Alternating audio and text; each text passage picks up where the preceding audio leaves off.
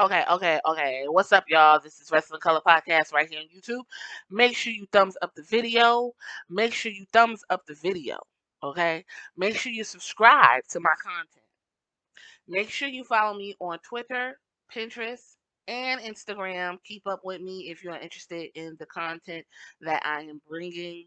All of this is listed in the banners, all on my Insta page, yeah, and this YouTube page. And make sure you get into all of the content. It's a nice time capsule, so you can see. Well, what was we talking about? And I don't know. What were we talking about? 1 year ago, we was talking about the Kabuki Warriors and my TLC review. And then we were talking about character development, Rhea Ripley versus Becky Lynch.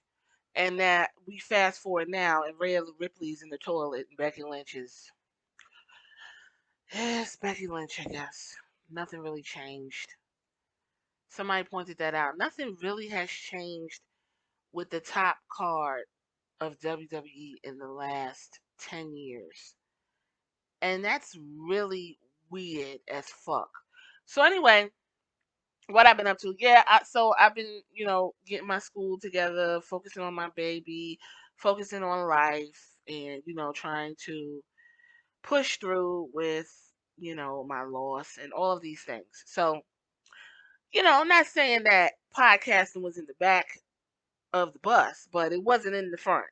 So now that I have time, got things kind of organized or whatever, I figure I could sit down and chit chat with some things that I've been seeing and find very interesting. Because a lot has happened since, in 2 weeks, since my last post was 2 weeks ago. So with that being said, I didn't post about the recent 8 wrestlers that were gone, which were Hit Row, the whole Hit Row, Top Dollar, Asante, Adonis, Isaiah Swerve Scott, Tegan Knox, Drake Maverick, Shane Thorne, and Jackson Riker. Which the fact that it took Jackson Riker this long to be released, please, nothing really to talk about. It was just like okay, you know, this is just a symptom of WWE stockpiling in the initial birthing of AEW.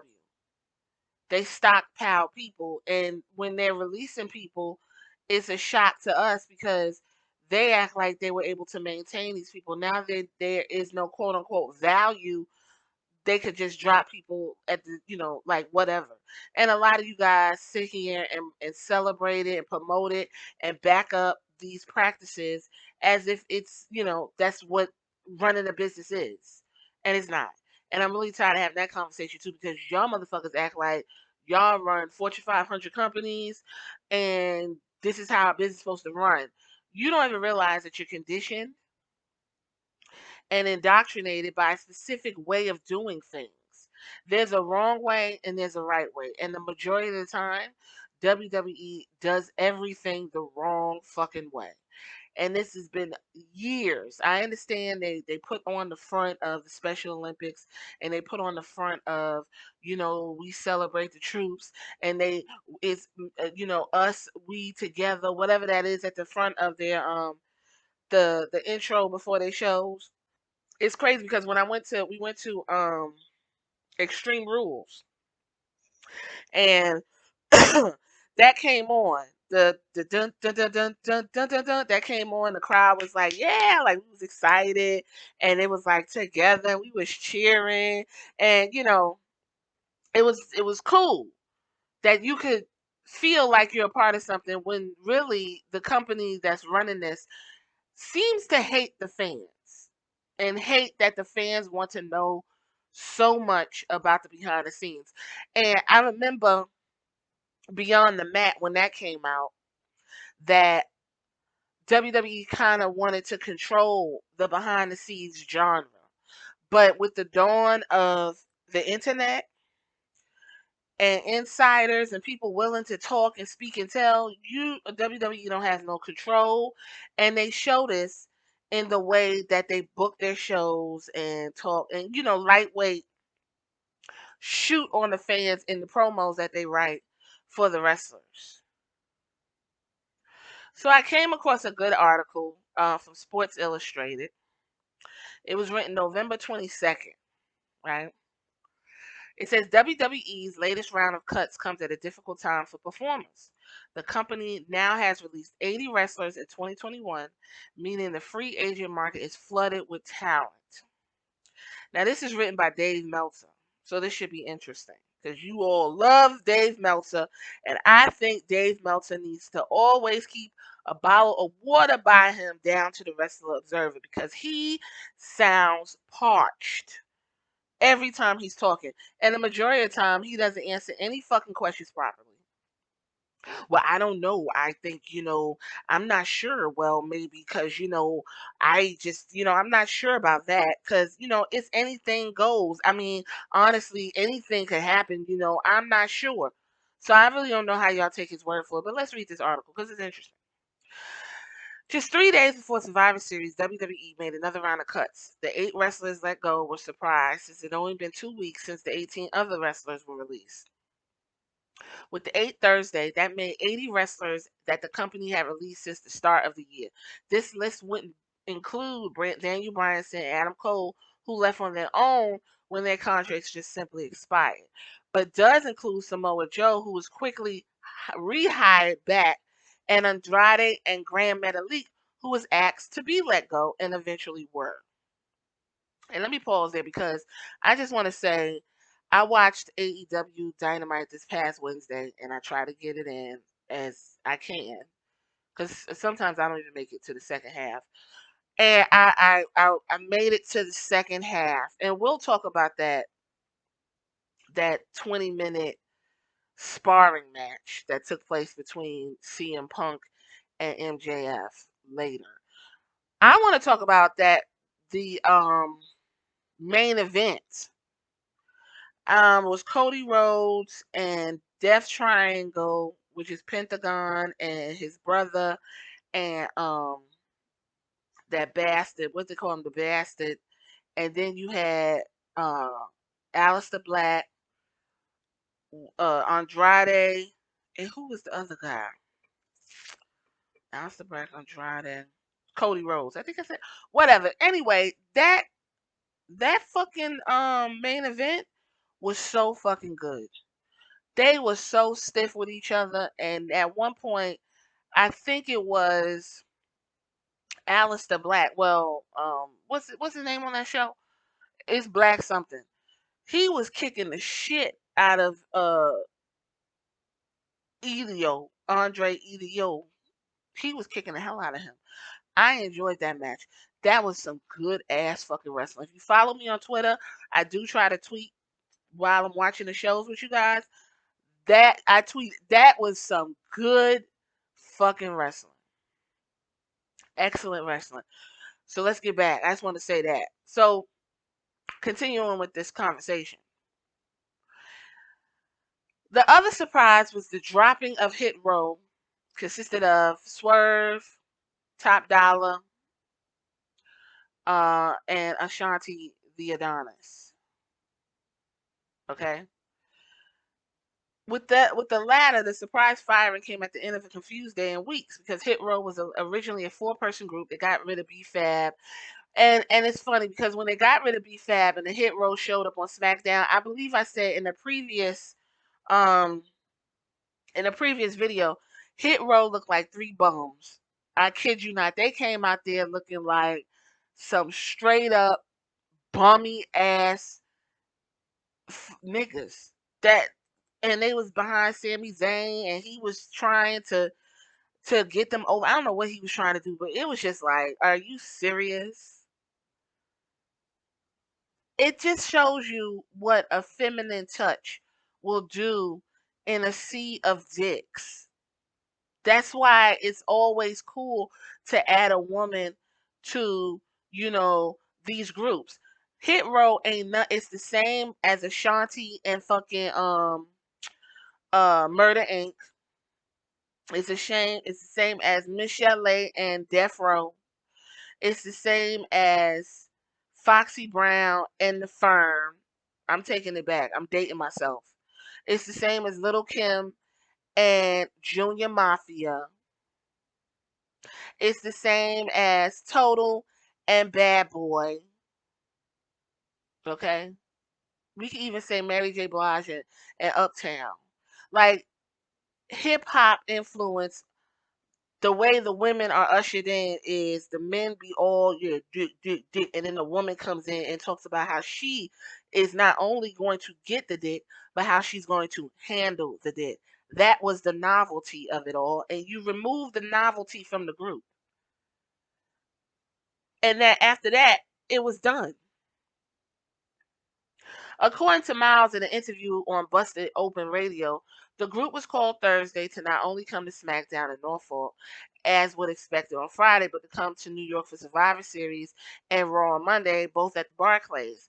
SmackDown talent on Raw is somewhat unusual, but as it turned out, it's part of an angle for Monday Night Show where all the wrestlers in the roster were to be interrogated for a storyline of the valuable Cleopatra egg from the Dwayne Johnson movie Red Notice. Let me tell y'all something about Red Notice real quick. Then we gonna finish this. That was one of the worst fucking movies. I sat there. First of all, The Rock looked old as fuck. I don't give a fuck how chiseled he is. He's he looks old as shit. Okay, all right. The CGI was ridiculous, but I get it because of that whole girl lady got shot on the set with Alec Baldwin. I get that CGI, whatever. Okay.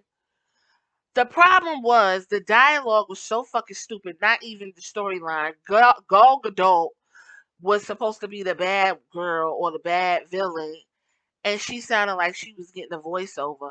And then y'all had fucking, oh my goodness, Deadpool.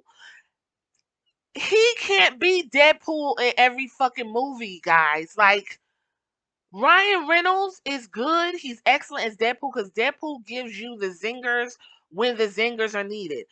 It's called a one-liner because you say it one time at the right time and move the fuck on. No. Ryan Reynolds was doing one-liners the whole entire fucking movie. I got to half of the movie and I was done. I said, you know what? I can't take it. The Rock would be like, hey, throw me the egg. And Reynolds would be like, yeah, well, do you want the egg in your ass? It's like, why would you say that? For what? It wasn't funny. Red Notice was terrible. With that being said, not to mention everybody was sitting there waiting for The Rock to show up on Survivor Series, even though he said he wasn't, but whatever.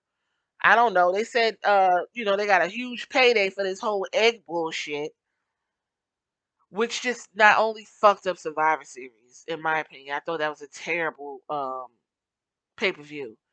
It fucked up Raw, and Raw's already fucked up. So you gonna double fuck it? Anyway, back to this article. The notable part of all these cuts is that WWE is a company by far the most profitable company that ever has been due to television deals with Fox, NBC Universal, and NBC Universal worth $470 million per year. The company is projecting $305 million to $315 million in the operating income before depreciation and amortization for the year 2021. Now, you see that right there? You see that right there? Y'all motherfuckers be in the comments like y'all know what the fuck all that is. And half of y'all didn't even Google to find out what amortization, and I'm probably saying that wrong, even means. I'm not gonna Google it because I don't give a fuck. Just because a company gets all this fucking money doesn't mean they're doing it ethically. Anyway, all the layoffs will improve the bottom line, whether it will help the stock price or make the company look better financially to a prospective buyer. With that being said, I think when that Fox deal runs out on SmackDown, it would behoove the company to just exclusively be with NBC Universal. Now, I only say that they should just be exclusively with NBC Universal is because they already moved WWE Network to NBC Peacock app, which by the way, I canceled after Survivor Series because I don't want fucking commercials during a fucking pay-per-view. I don't know when this became a thing, but during the what do you call it? The pre-show, they were like, if you have premium Peacock, this is what you're gonna see. But if you got I guess the $5 Peacock, you're gonna get some ads. I don't give a fuck if it's wrestling ads. I don't care if it's a Metro PCS ads or Cricket Wireless ads with wrestlers in it. It's a fucking commercial. And after the commercial come, it be popping in all weird. I don't even watch nothing on NBC outside of Law and Order SVU, and I could watch that on motherfucking USA in marathon blocks. Okay, the TV I watch, I just literally got HBO Max, and that's because I got Hulu for $1 on Black Friday. So, like, I think pertaining to this, I think when the Fox deal runs out, that it's gonna be exclusively on Peacock. It's gonna be on Peacock, and that would just make sense to me. And for those that's everybody's like they making money, all of this is guaranteed. These are contracts. These are deals already made. So being that SmackDown was so fucking egregious yesterday, because this is Saturday. I watched SmackDown yesterday. It was such a fucking terrible show that I have a whole nother podcast for that. Okay, because really enjoying Roman Reigns and this whole bloodline and him acting terrible and being a villain. But baby, it's running its course and I don't like it. So with that being said, no matter how terrible these shows are, the shit is already guaranteed money. Just like Saudi Arabia. Now if it was pay as you go, WWE probably be bankrupt. So anyway, let's finish this article because I don't want this to go run too long. So there have been different reasons for the mass releases. Most of the talent being released wasn't used at all. Others have been in developmental for years, and the feeling was they would never pan out as stars. Others were victim of changing direction. WWE has gone from focusing on signing the best new talent that had gone through smaller independent promotions to wanting to focus on recruiting younger, bigger, and more muscular for the men, or those higher level real sports credentials more attractive in the case of the women. The company accepted the criticism that the main roster had gotten old and felt it needed to be replenished with youth. I don't think, I don't know who was saying that, but I think when people say the main roster was getting old, we were talking about the storylines. We weren't talking about the actual age of the wrestlers.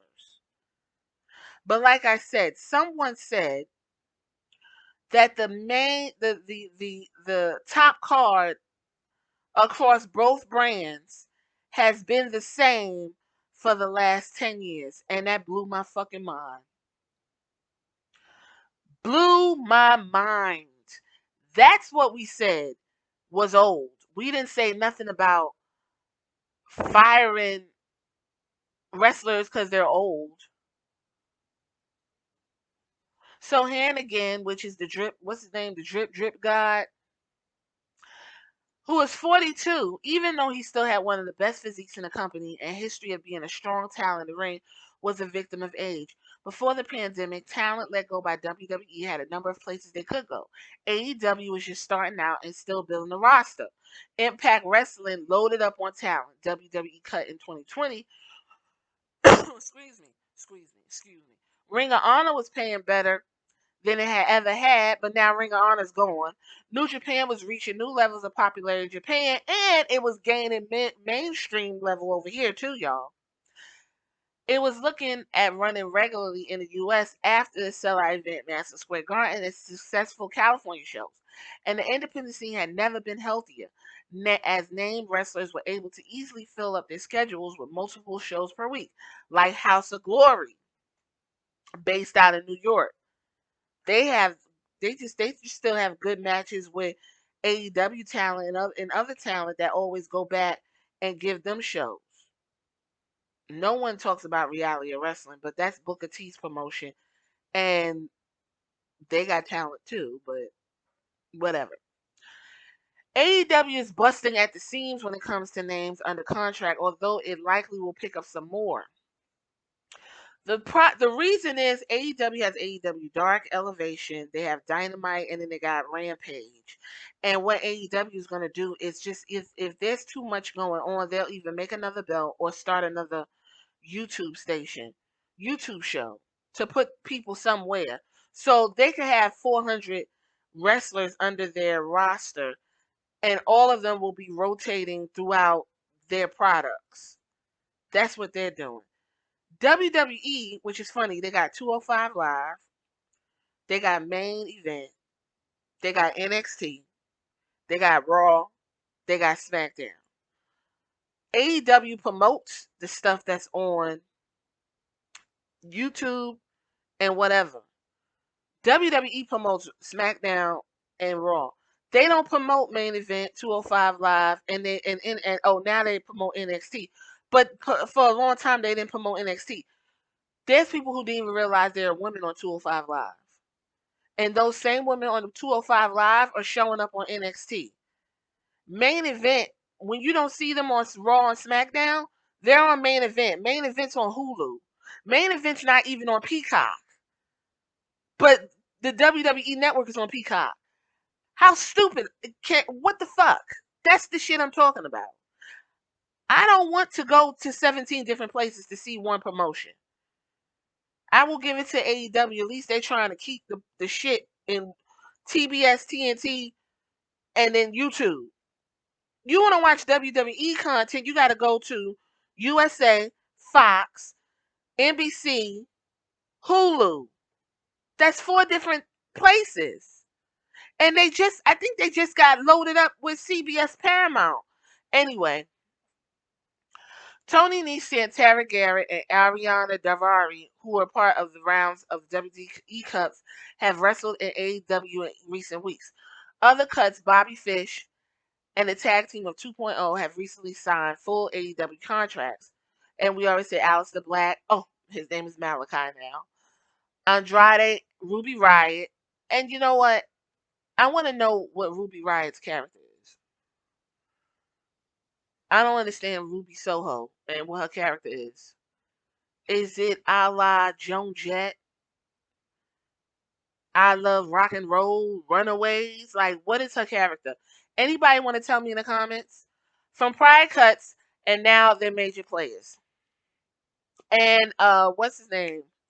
My boy, the Moth, the man of the hour. He's on AEW now because he just got kicked in the ass on the recent episode when old boy signed with Taz and them. As a general rule, the wrestlers with NXT contracts have a 30-day non-compete clause while the main roster has 90 days. Thursday's main roster cuts cannot wrestle for a rival company till February 16th, and those from the prior cut till February 2nd. Many will land on their feet for some, like Black and Soho. But for most, the former Ring Honor talent and WWE talent, there are not enough open jobs available in the industry right now. So that's my take on the cuts, I guess. B-Fab is now on her platform doing little skits and stuff, and she's moved on and doing her thing. And I don't know where the other guys are going to end up and where they're going to land. And to be completely honest with you, not enough people had time to latch on to the people to continue to follow them. Like, I still follow Nia Jax. Now, I was done with Nia Jax and her terrible ass wrestling. But Nia Jax as a woman, you know, as a not a WWE character, is a cool chick from what I gather, and I still follow her and I care about what she's doing because I look at her Instagram. Right? Some of you follow Mick Foley 20, 30 years, 20 years after he's retired because you have built an investment into this person. The people that are cut, there is no investment in any of these people. So unless you're interested in what Isaiah Scott, well, Stephon Strickland, which is my son's middle name, Stefan. Are you gonna follow him and see where he lands?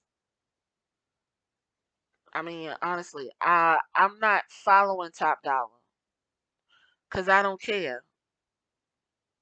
If Top Dollar was able to show what he could do, and I built some type of, extended care for him through the screen, then maybe I would. But I don't care.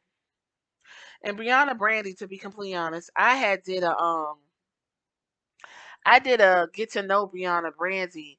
She's been in the WWE had to be more than 2 years, and that was the most spotlight she's gotten. A year ago, I did get a taste of Miss Brandy. A year ago, okay. So I hope everybody lands where they need to land, but I'm not. I'm just over the whole. Oh my god! It's just like WWE is not giving me any time to invest in any of these people. So you tell me what you think. I know I'm a little bit late, but whatever. It don't matter till I speak on it. This is Wrestling Color Podcast. Later.